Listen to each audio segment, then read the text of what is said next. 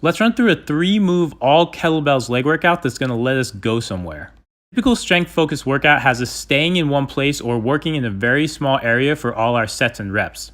But our legs are meant to propel us places and deal with the momentum that comes with that. We're going to have some fun with that. Let's get to it. So we'll open this workout with 4 sets of lateral step to squat work. And we'll do 4 sets here. You're going to want to choose a span of about 10 to 15 feet and you'll work down and then back on each set. The way this is going to work, you're going to have those kettlebells in that front rack position so we've got some core accountability.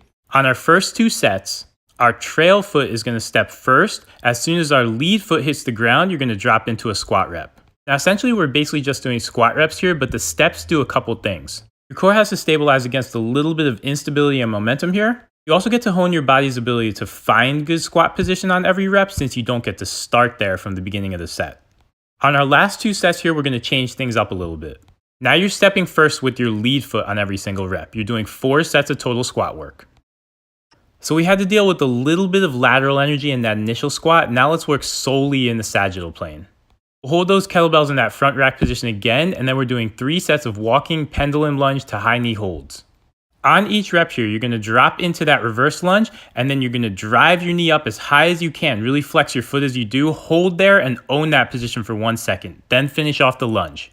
We're using those kettlebells as usual to help keep our core accountable. And that hold at the top is going to challenge us to not be rotational at the hip. A lot of speed and stride carry over on this one too. Aim to do 10 to 12 reps and you're doing 3 sets. So we dealt with some lateral energy and then we focused solely on moving forward. Let's finish up by managing some rotational energy. Going with 3 sets of rotational Cossack to walking lunges to finish out this workout. So again, here we have those kettlebells in that front rack position to keep our core accountable. From there, you're taking a back step into the Cossack. You want to turn your head so that you have to look at something out to the side that's going to make your hips and shoulders rotate all the way around.